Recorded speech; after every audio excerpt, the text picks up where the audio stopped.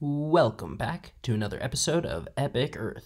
EpicEarth is a podcast for those curious about the STEM fields and the awesome, quirky, and fun experiences and research that is taking place right now.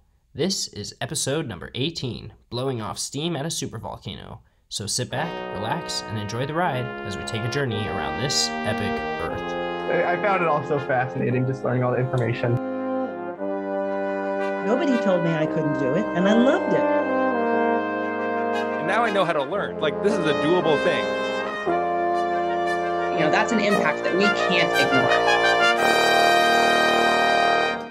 We're here again for another episode of EpicEarth. I'm your host, Ashley Bosa, and with me I have my co-host, Brian Rosenblatt. Hey, happy to be here.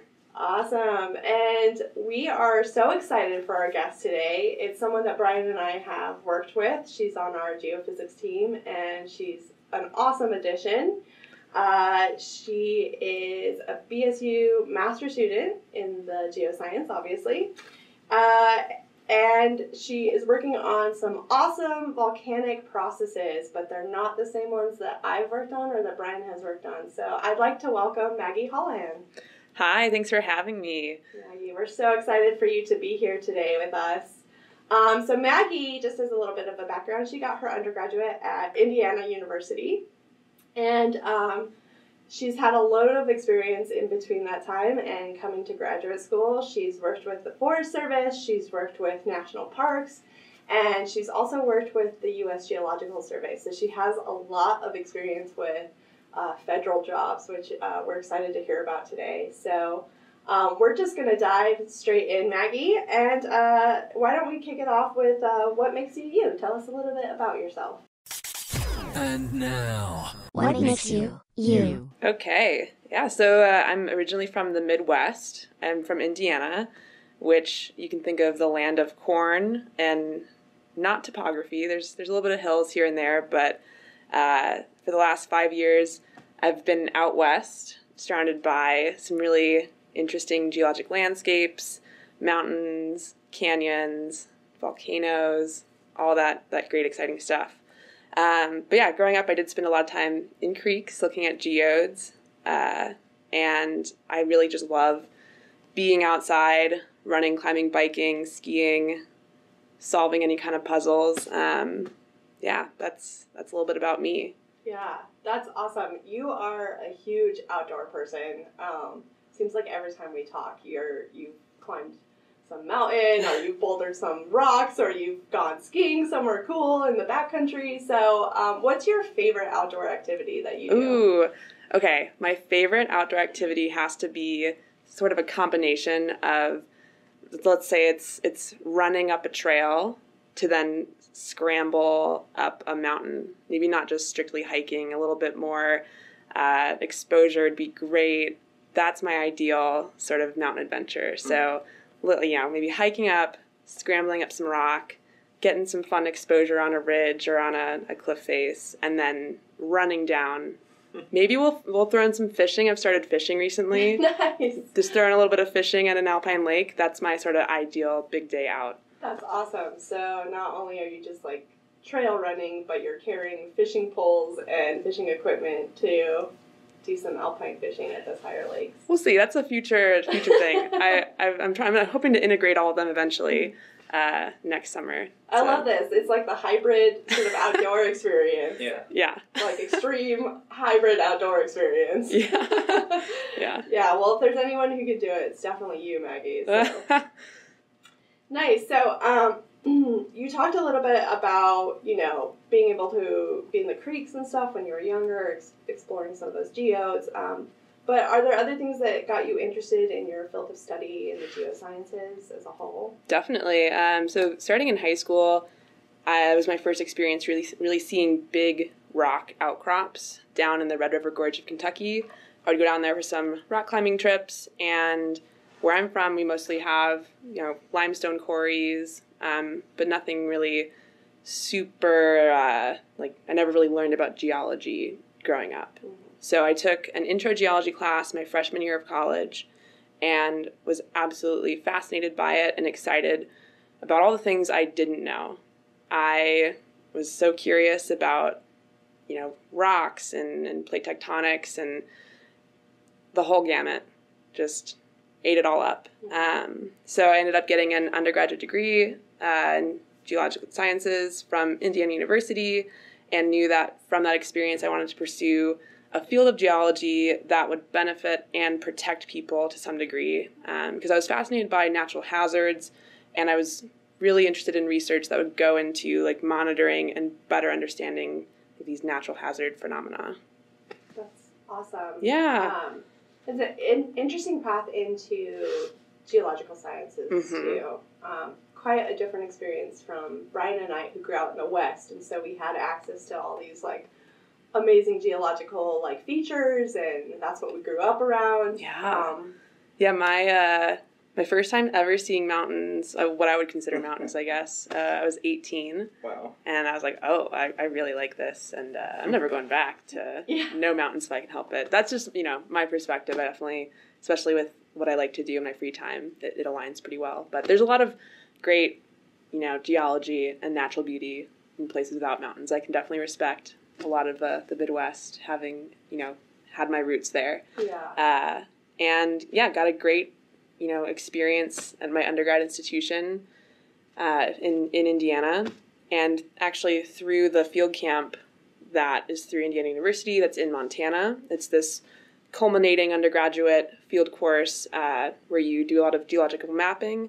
That's actually how I got into volcanoes, sort of in a roundabout way, where I received this nomination for this cooperative field training program through the USGS, which is the U.S. Geological Survey, and the National Association of Geoscience Teachers. They do this sort of introduction into the federal government, where you work a season with a research project at a different USGS office. So I was able to get a project with the Cascades Volcano Observatory, and it was purely just an amazing, awesome introduction into the world of volcanoes for me. And so so that was your introduction to it, and is that sort of what drew you into aligning your graduate program with some of that volcanic research? Definitely, yeah. So the project I was working on at the Cascades Volcano Observatory was sort of deciphering past volcanism of super explosive volcanoes, specifically Mount Shasta and Glacier Peak. And I also, through that experience, did a lot of field work where I was maintaining these remote volcanic monitoring stations throughout the Cascade region. And that got me it opened really the world of instrumentation and data collection to me. Like, how do we actually collect data on these volcanoes? And all the legwork that goes into that, all the technical support, all the battery carrying you have to do, everything really has to align to collect all this data that we use to understand what's happening at these different volcanoes. And so that I took sort of a little bit of a break from, I didn't go right into grad school after that, I guess. I instead had a kind of a completely different research experience following the Cascades Volcano Observatory internship, which was that I accepted a scientist in the parks position for Grand Canyon National Park as a soundscape technician. So kind of completely different in a way, but I was really interested in the monitoring aspects of research, and this was a position where I was able to design and follow this sort of set protocol, but also just fully run a data collection process for 2 seasons. And as a soundscape technician, the main role that I had was collecting data on these overflight noise events. And you're like, what's an overflight noise event? That's helicopters or any kind of aircraft going over Grand Canyon National Park. You can probably imagine there's a lot of like helicopter tours that happen. And in Grand Canyon National Park, natural quiet is defined as a natural resource that deserves protection and preservation. Yeah. So they want to understand how much noise is above this sort of natural threshold level. That was a fun experience, doing a lot of field work, maintaining these microphone-based recording sites that were out in different locations. And I really, really enjoyed that. also did a lot of fun hydrology surveying and bat surveys. It was a really good experience of what it's like to work in a national park in the Science and Resource Management Division.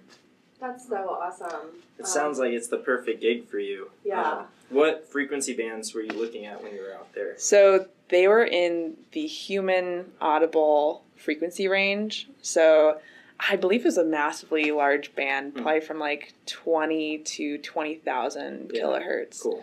Mostly because I think they're defining noise within a human range of frequencies. Yeah. Rather than, maybe if they were defining it with a different focus, like an animal, that might be, those animals could hear into either low frequencies or super, ultrasound frequencies. Yeah. But they're focusing on the people-focused perspective. Yeah. That is interesting. Do you think there would be any benefit for them to also focus in like the infrasound or maybe those like for bats, maybe like at an ultrasound or sonic type of or sonar type of thing? I think that'd be super interesting. I know that there's been a lot more studies on sort of noise impacting wildlife. When I was in that internship for a year, it seemed like we really wanted to see research that had shown results of noise affecting wildlife, but we couldn't really find that at that point. But it seems like there's been a lot of cool research happening now in that field. But this leads me to sort of how I got to Boise State is I was like, okay, I really liked working with volcanoes and natural hazards. That was so awesome. And I also really liked this sort of new technique of data collection, acoustics. Like I'd never heard of that as really being a viable or a way to measure, our natural world. And here I find this kind of perfect combination here in Boise, where there's this volcanic acoustic group.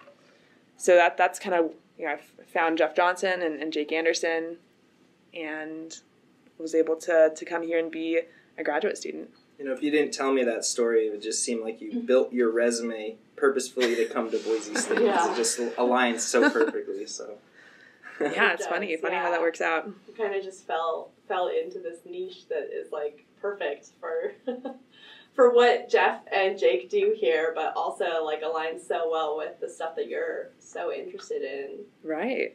Yeah. That's awesome. I'm curious, was there anything that you ever hesitated about in terms of following this path? Like, were you worried about, any of the math or any of the educational part of it, or was there anything like in terms of working for, the Forest Service and the USGS and things like that? You had that experience with working in those parks. Was there any challenges that you came across that maybe you were like, oh, I don't know, like, or was it always like, this is awesome and I'm going to do this? And in like the federal government itself? Yeah, the federal government or just in your education. So like for me, math was a daunting thing because I was always a much stronger writer, but once I got into my program, like the math came really easily to me because it was applied. So I'm wondering if there's any like similar experiences that you had in terms of... I have to say the biggest daunting thing for me,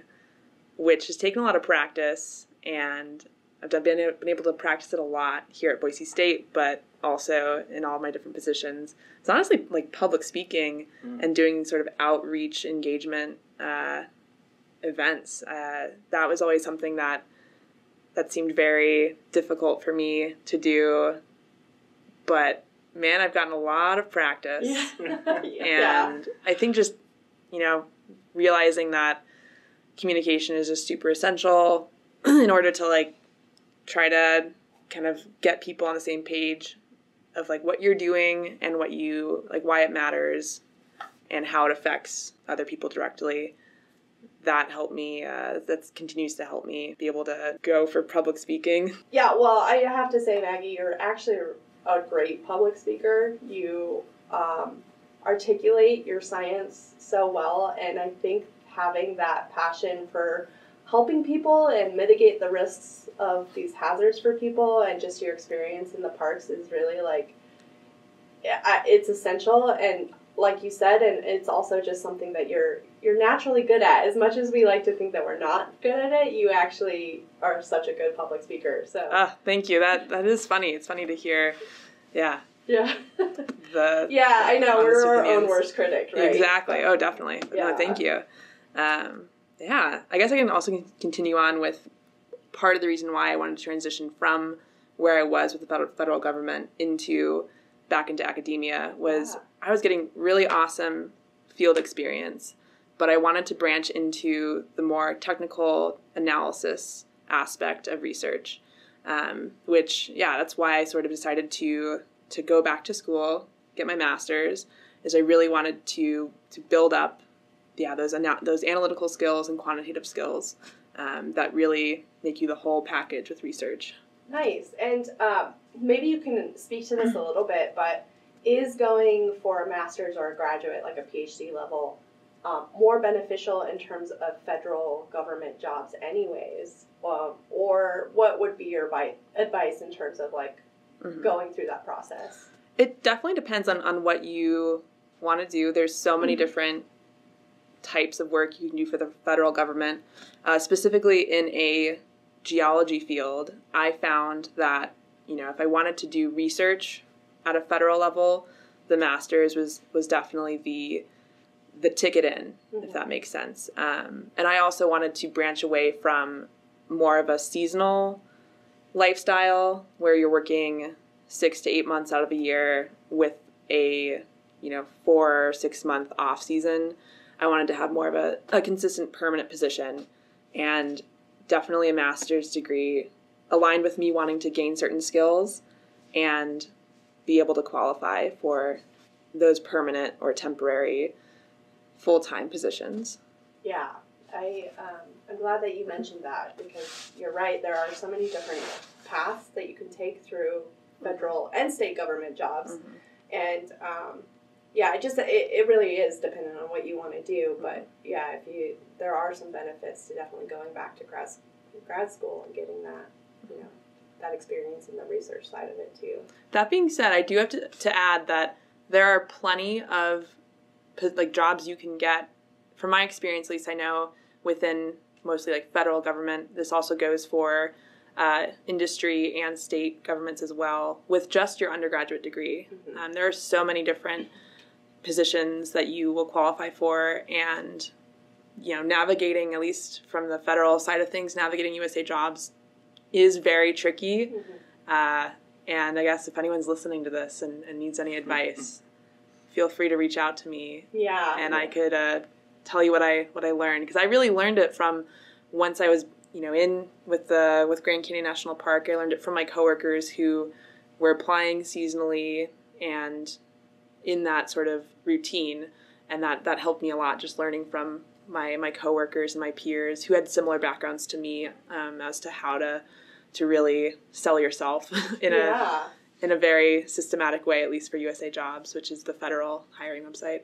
I'm so glad that you brought that up, because, I feel like people go through that process and it can be disheartening because there are several steps through going through that process, and you may not even make it past the first sort of automated detection system in their process. But it's important to realize that there are a lot of tricks and traits to applying for those jobs, and having somebody like Maggie on board who knows the ins and outs of it is really useful. And so I definitely recommend, if anyone needs help, to reach out to Maggie, for sure.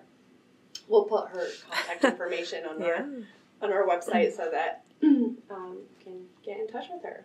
So that sort of leads into, okay, so now you're at graduate school and you're doing this research. So do you want to talk a little bit about what it specifically you research and how you've obtained some of your data? Definitely. Yeah. So here at Boise State, I am using infrasound, which is a type of low frequency or inaudible to human sound. And I use this infrasound data, to monitor and characterize Steamboat Geyser, which is the world's tallest geyser, located right over in Yellowstone National Park, right near us here in Idaho. So I'm collecting this infrasound data as well as time-lapse imagery, so we can get a better sense of what's happening on the surface when this geyser erupts.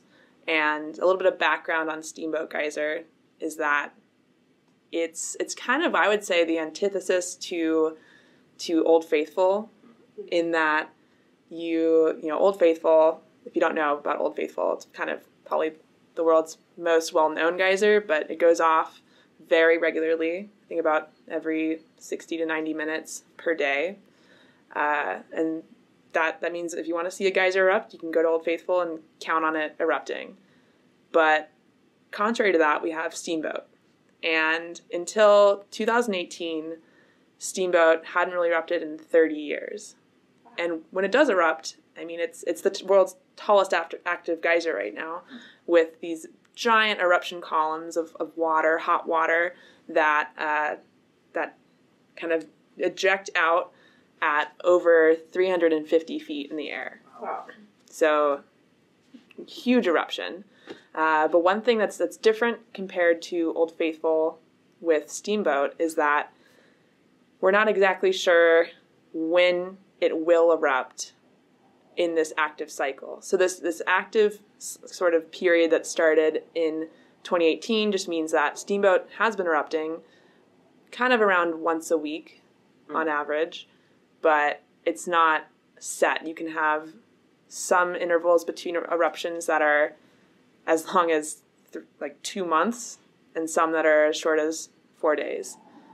And, you know, there's some hints as to when Steamboat will erupt next. You'll get some minor water jetting out, and that'll kind of build up until you get a big eruption.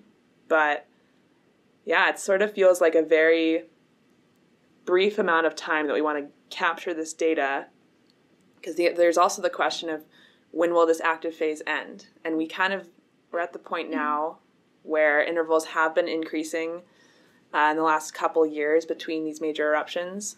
So it seems like Steamboat might settle down, and then we won't be able to capture any data on these huge, very loud eruptions. Yeah, it seems almost fortuitous that at the time that you were applying for grad school, this major eruption period was happening, and there was just a grant available for you to study this amazing phenomenon, which in all accounts, probably the majority of visitors to Yellowstone, you know, don't get to see. Mm-hmm. And it's so funny. I mean, Maggie can talk about this, but you know, I've been to Yellowstone with Maggie a couple of times. And the first time was to set up her equipment, and the second time was to go maintain the equipment. And I think both times we were there, it actually ended up erupting. I mean, we were there for 2 days. Yeah. Out of an entire week, and it just so happened that this eruption started to occur, which was phenomenal. Yeah, that's a really fun memory. The first time that I ever met you or our advisor Jeff Johnson, it was the fall of 2020. We were out installing these infrasound arrays, which basically just, you know, a fancy term for microphones with a data logger. So we had these 2 arrays that we were installing, and we're out kind of in our field area back behind Steamboat. And yeah, all of a sudden, boom, we were like, no way. And the eruption began when we were out there setting up these microphones.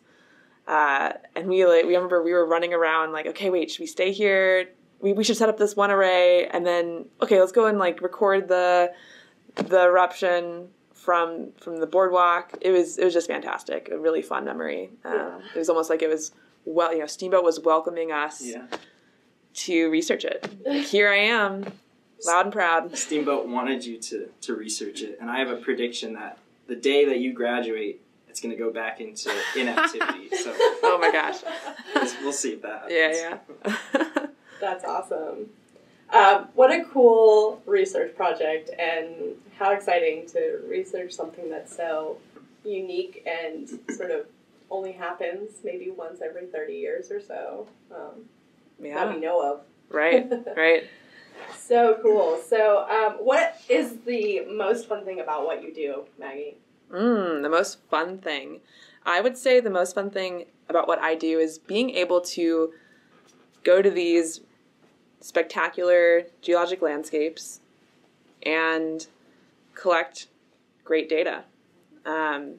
With the research I've done, I mean, in Boise, for Boise State, it's been really great to go back to Yellowstone a bunch of times. How many times have you been? Ooh, oh my gosh, let's see. 1, 2, 3, maybe 5 or 6. Wow. Just for the project. Yeah. And I would also say meeting and collaborating with people who are super passionate about where you do science. So, for example, when I'm working in Yellowstone, I'm working with the research staff of Yellowstone who are ensuring that what I'm doing isn't going to have any long-term harm for the park itself and the landscape. But I'm also working with some people who are citizen scientists who are really passionate about geysers themselves. And it's been fun to have a window into that community. And anytime I feel like I do science, it's been a really amazing experience to learn from others who either live in that area or rely on this resource that we're focusing on, or who it's the part of their job to research this interesting phenomena. I like people. I love working with people, so that's a big important aspect about my job, and I think that makes it way more fun when you enjoy who you work with, learn from them, and produce a great finding or just uncover more of the mystery. Yeah, that's awesome. And I love how you work with what we call citizen scientists. Do you want to explain maybe just a little bit more about what a citizen scientist is? Yeah, let's see. So a citizen scientist, from my definition, is someone who it's not their direct job per se, or let's say they're not seeking a degree for the sort of data collection that they're doing, but a citizen scientist is collecting, I would say, some sort of data and organizing it, recording it, archiving it, sharing it, and that betters people who maybe are focusing with like a research project, either for a job or a graduate level degree. It really benefits them, and it helps everyone out, I guess. Yeah, totally. I find that citizen scientists are so, they're just amazing, right? Like, and anybody could be a citizen scientist. Like Maggie said, you don't necessarily have to have a degree in the science. Like, if you're just so passionate about going out and collecting, like, time data on the geysers, like when they erupt and how long they erupt for, and any observations that you're noticing, like, people are so interested in that. People who rock hound, people who, just live around a volcano and actively watch it erupt all the time. Like, sometimes their data is so vital to our own research because we can't be monitoring or we can't be there 24/7, but they live around those areas and we're fascinated by that. And like just their passion alone drives a lot of the science and the data that us as scientists collect. So I love it. It's reinvigorating, definitely, to see their perspectives and see their enthusiasm for what they're collecting.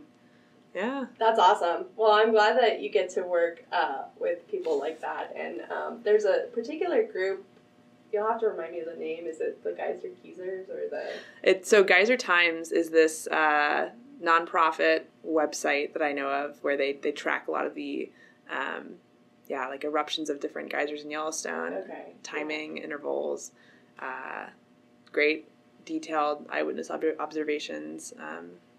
That's awesome. So does Yellowstone have permanent sensors in place? So this is an interesting topic because there are some broadband seismometers in place. There's actually, I believe, a whole new installation being done near at least where my field site is that is going to involve seismometers, which that monitors the ground shaking and like ground coupled wave motion. And then I think they're also going to install a long-term infrasound station along with that. Yeah, cool. So that's pretty exciting news. But they don't have one yet then? No, and I hope they also install, I'm assuming a part of that is going to be like a weather station with like snow depth monitoring, which, yeah. Cool. That's awesome. And just following on with that, maybe you can just let us, or tell us a little bit about what it's like to work with the national parks on a research level. What has been your experience in terms of working with them? Yeah, it's been, I've seen it from both sides. So I've been a researcher internally for a park for Grand Canyon, and then I've also now seen it from the outside where you, when you're external from a park, you go through a rigorous application process in which you sort of have your entire research proposal, you submit it to this research staff, and they vet it to make sure that what you're doing, makes sense. It's not, doing undue harm to the landscape and would be beneficial to have the study done on the feature that you're interested in.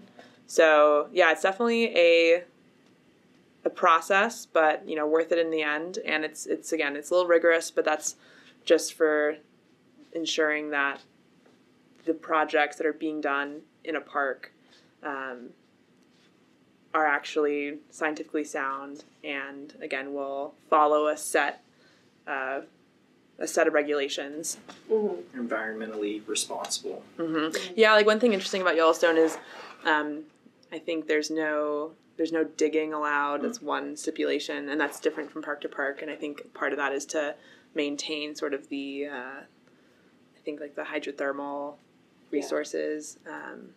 That it'd be interesting to do a deep dive in regulations for many different federal regulations, state regulations. I'm sure you could really figure out exactly the verbiage of like why you can or cannot do this one activity. Maybe that'd be interesting to you. Honestly, yeah. Not to me. Yeah. Yeah, I guess we all have our different, interests in what we want to do.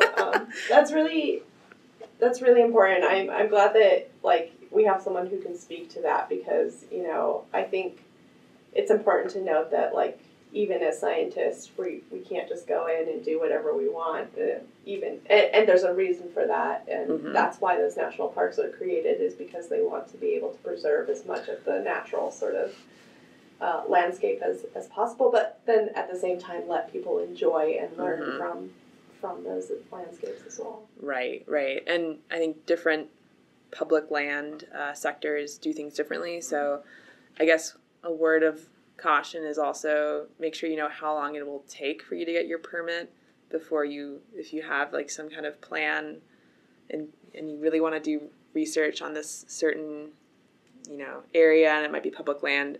Some agencies are a lot slower than others. I feel like, I was fortunate enough that with Yellowstone, they do have dedicated staff that go through those permits.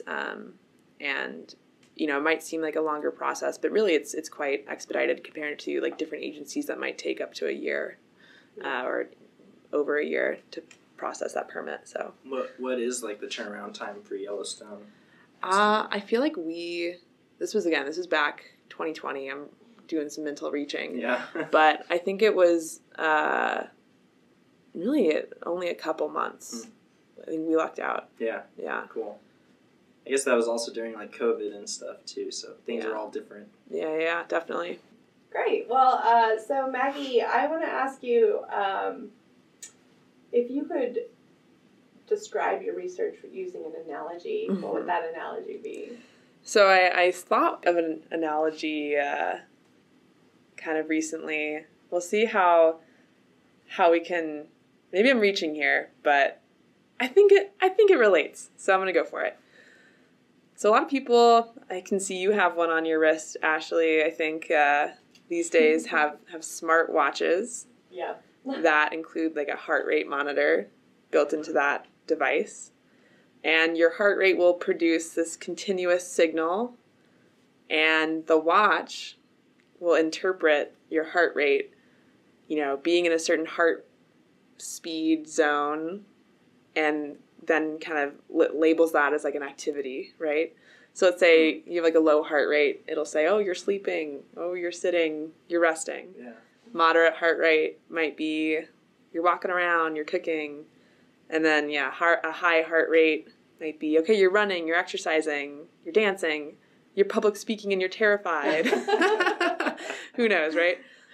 So what I'm trying to get at is that I guess I'm trying to get a pulse on what Steamboat is doing on the surface.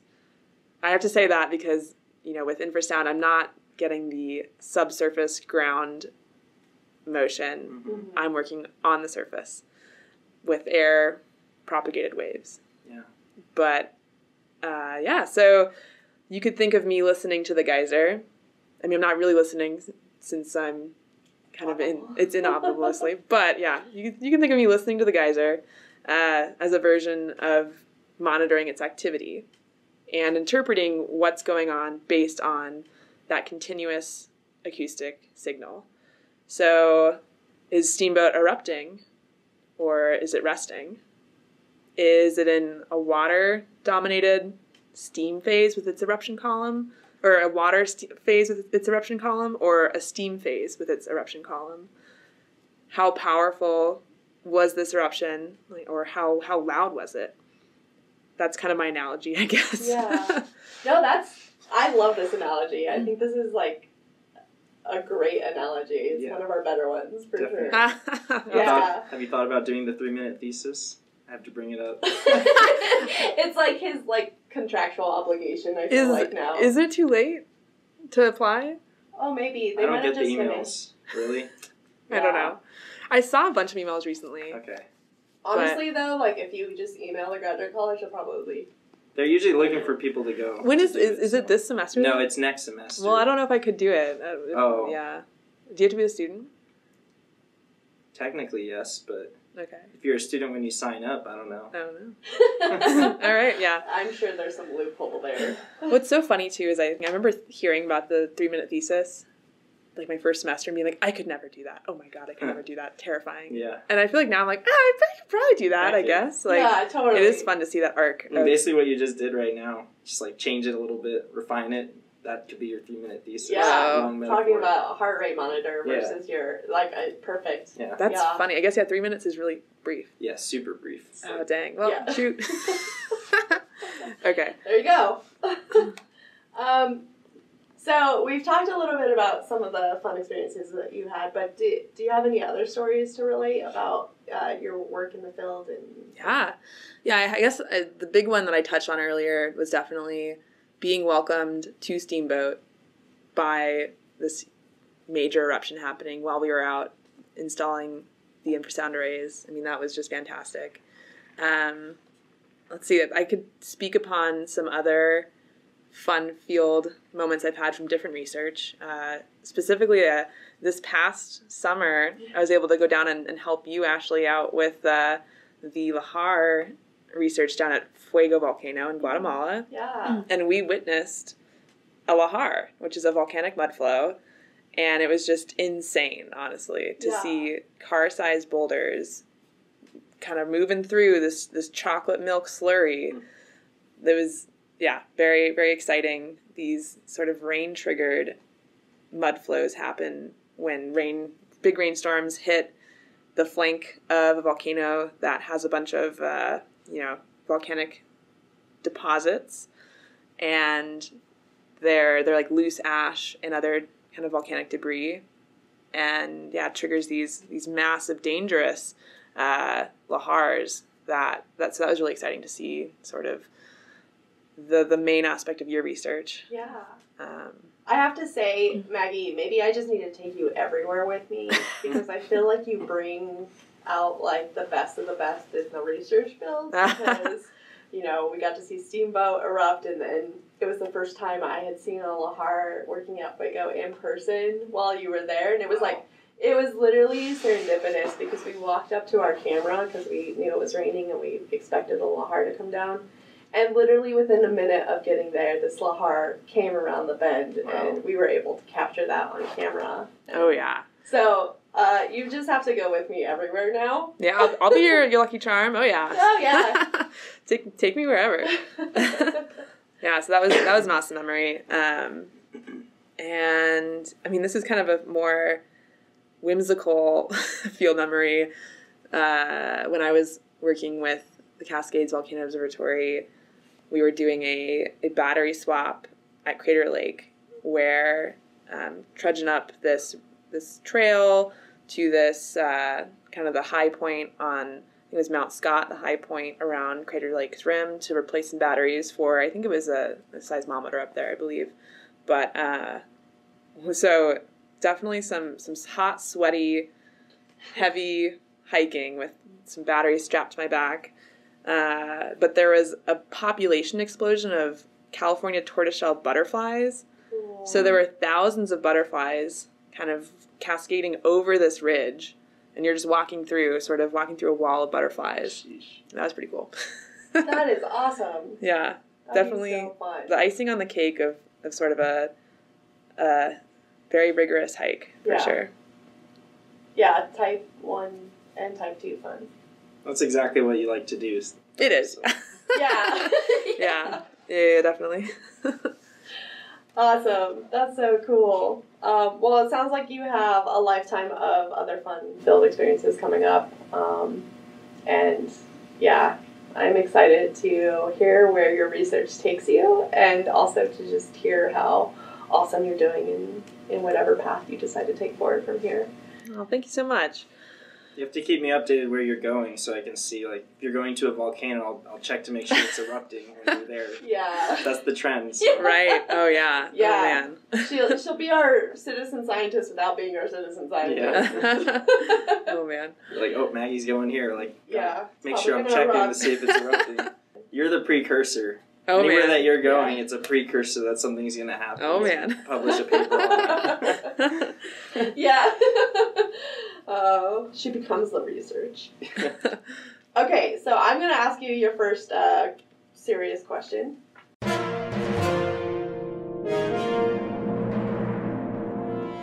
Serious question. I'm ready. They haven't been serious. I don't know if I'm ready, but you here I will am. be ready because you're awesome at these. So you're a new addition to a crayon box. What color would you be and why? Wow, I love that question. I feel like I'd be like an egg yolk yellow. Nice. And I mean, maybe it's just because it's my favorite color, but I think you have the personality for it. Is this a cooked egg yolk or a raw egg yolk? I'm thinking it's definitely cooked. Okay. It's that nice, but like fresh, like from a fresh chicken. Hot, gooey. Yeah. Fried yellow egg yolk. Okay. Just like bright and not like hard boiled or soft boiled. We're talking sunny side up. Sunny side up. That could maybe. Yeah. I love that. So maybe you could use me for the sun, or maybe you could use me for something like it's bright, and if a little kid's, you just make people happy, and it's like Well, I was gonna say, or if a little kid is like drawing a dog peeing on a fire hydrant, you can also use me for that. I guess. love that you're giving examples of where your color would fit well. Peaks and valleys.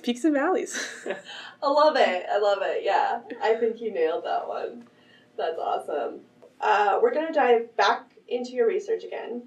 And we're going to do your elevator pitches because we know how much you love to publicly speak about your research. But this segment asks you to sort of how you would present your research to 3 different types of groups or like people. Okay. So the first group of people we're going to ask you to describe your research to is like maybe a 4th or 5th grade class. So elementary school, how would you describe what it is that you do? 5th grader. Okay. Hello, class. What I do for my research is that I listen to the tallest geyser in the world to understand more about its hot water eruptions. Nice. It's kind of a one-sentence dealio. Yeah. Yeah.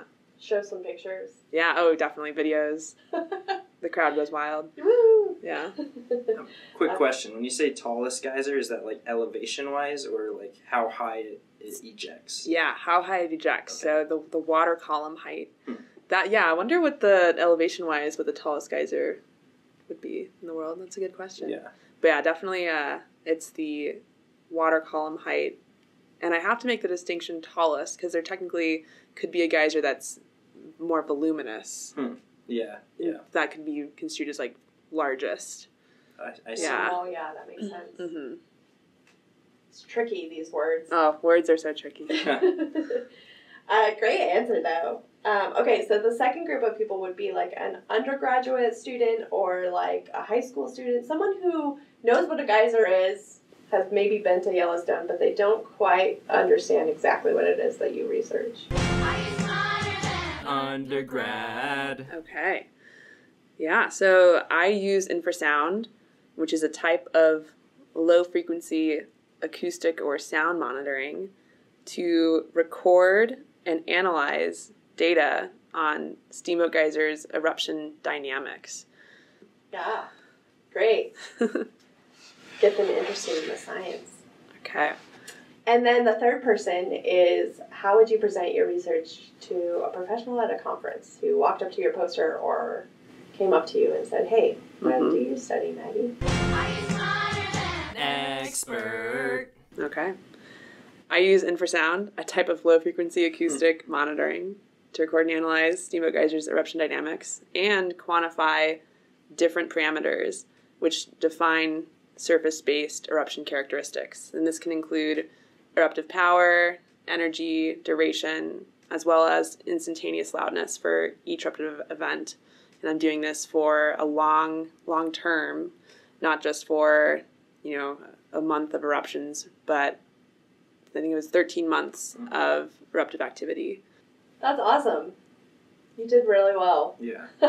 Woo! I passed. You really feel the building blocks there as you went up in levels. So Definitely, yeah. And I feel like if you had all three of those people stuck in an elevator with you, all three of them would come out of the elevator knowing exactly what it was that you researched. Mostly, I hope. rephrase the question. You're in an elevator with an elementary school student, an undergrad, and a professional. That's true, yeah. You've got 3 minutes to explain what it is that you do. Hopefully, at that point, I don't know, there's probably some people who'd come in with props or something. Here's a fire hydrant. This is how a steamboat erupts. Okay, so I'm going to ask you a few questions about volcanoes. Oh. And, we have to start off with probably the most frequently asked question that you get. I certainly get it, and I don't even study Yellowstone. Oh, yeah. But when is Yellowstone going to erupt next, Maggie? Yeah, so I get this a lot, and not anytime soon. And even if it was going to erupt, I guess, if I backtrack a little bit, when people ask that question, they want to know, when is Yellowstone going to catastrophically erupt? Mm-hmm. When are we going to get a caldera forming eruption? Aren't we overdue? First part, we're not overdue for an eruption. Volcanoes don't operate on regular timescales. So there's get rid of that idea in your head that we're overdue, there's got to be one. Yeah. Second thing is that if it were to erupt, looking at past eruptions, we're seeing more effusive, or that's a fancy word for flowing eruptions, like lava flows. Those are the more common style of volcanic eruption that has happened most recently at Yellowstone. Mm-hmm. So if it were to erupt, we would see most likely a lava flow. We're not going to get a catastrophic explosive eruption. Mm-hmm. Just looking back at what we've seen recently in the geologic record. So, and if any sort of anomalous activity or abnormal activity in terms of if we're seeing inflation, deflation, or abnormal earthquakes, we would know. Mm-hmm. There's amazing systems in place that are run by the U.S. Geological Survey and the Yellowstone Volcano Observatory also in coordination with the University of Utah, that keep awesome detailed tabs on what's going on in Yellowstone.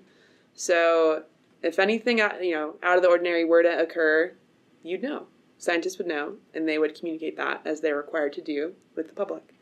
But yeah, as of yet, nothing is looking scary or imminent at this point in time. So you're saying there'd be plenty of precursors before something like that ever happened in the first place. I believe so. I mean, I guess I'm not. My research isn't in too much in volcanic eruption prediction, but from what I know, yes, there would be plenty of indicators. Yeah. Especially based on all the other data that exists out there for volcanic eruptions. Those researchers know what to look for in terms of, this could lead to that style of eruption. So yeah, good thing we have some really amazing volcano rock stars working at the various observatories here. Absolutely. Yeah. And isn't it, I think it's something like it's erupted at least 30 times in the last 640,000 years. So it's been erupting, like you said, but those eruptions have just been different from that catastrophic. Oh, yeah. They've been forming. Most of them have been lava flows. Yeah. So, yeah, I mean, let's say a lava flow did happen in Yellowstone. That's going to affect sort of wherever that lava flow flows, right? It's going to be more of a local impact rather than when you think of the catastrophic caldera eruptions, those can even have, a global impact. So, yeah. I feel like that answer was so much more scientific than the one that I normally give. Oh, what's your answer? Which is really great. I feel like that's what people need to hear, and I do kind of go into that, but sometimes I'm like, if it's going to erupt catastrophically, don't worry about it, because what are you going to do? That's true, yeah. At that point, that's true. You're unless you live in the southern hemisphere. There's a reason we don't have a hazard plan for evacuation. Right, from Yellowstone's big eruption. Okay, Maggie, so as a volcanologist or someone who studies volcanoes, I've got to ask, what is your favorite volcano? I would say that my favorite volcano is the one that I was able to visit with you this summer for field work, and that's Volcán de Fuego in Guatemala. And it was the first time I was able to see an erupting volcano. And what a sight to see that really was. I mean, especially at night, we were able to see these eruptions that were incandescent. It was just so amazing and unbelievable. I'm really biased because I study Fuego. It is a pretty fascinating volcano. Yeah. And I'm so glad we got to give you that experience. I always say in terms of active volcanoes that I've seen, it's definitely one of the most phenomenal ones. But also being at Villarrica too is an exciting little. You're not able to summit Fuego, isn't that correct? You can't.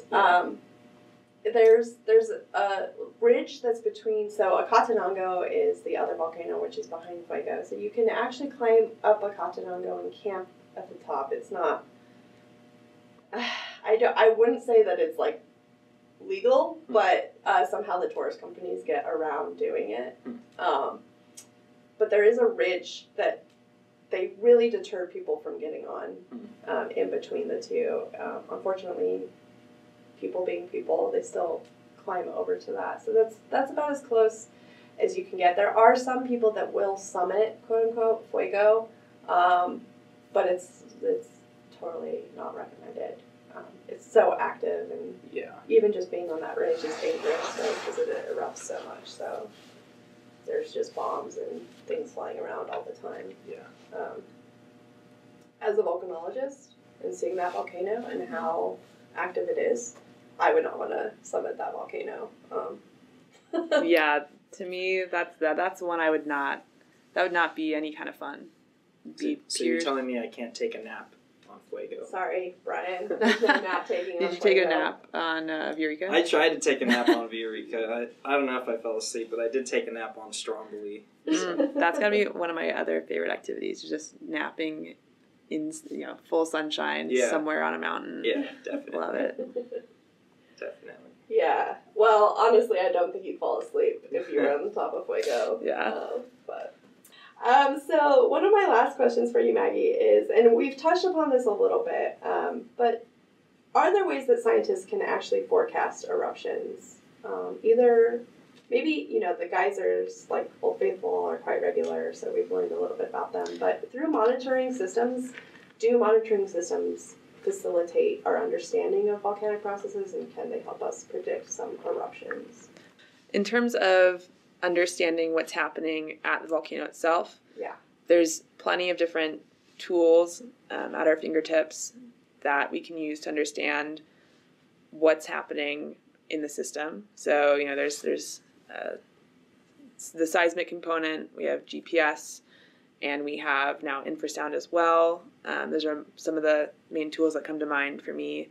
So those will tell us, if we have an increase of earthquakes or inflation, deflation of ground. And then the infrasound can tell us about, now we've learned it can tell us about lava lake rise and fall.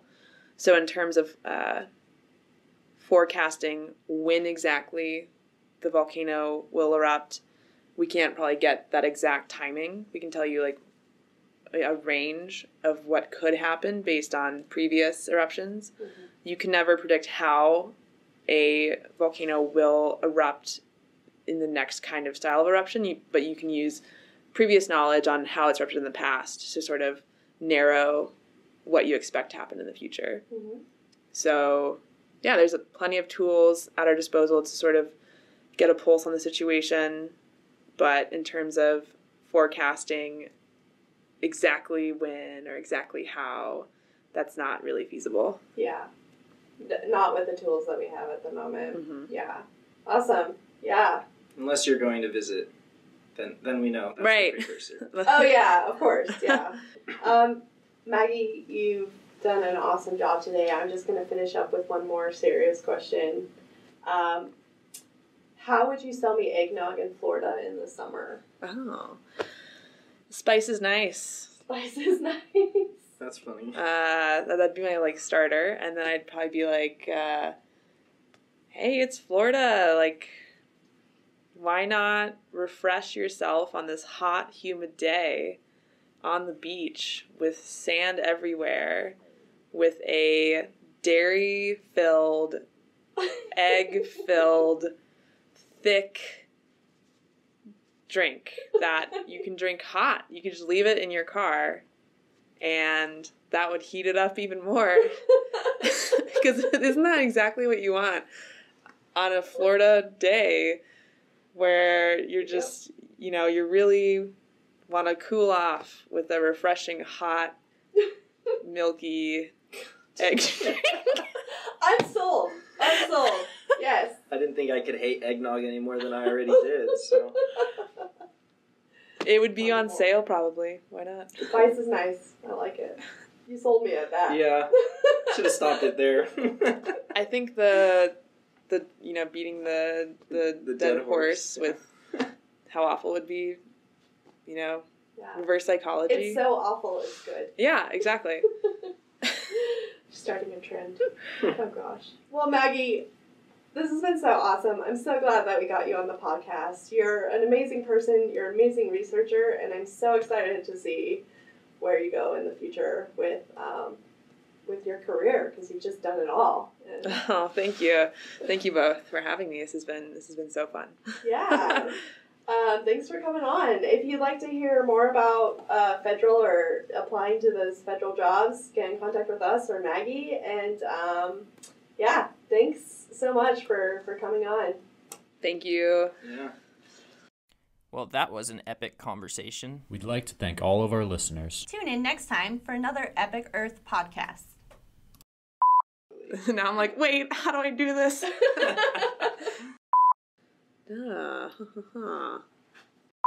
I'm making your life very difficult, Maggie. No, you're good. This is good. Now I feel like I'm just like, whoa.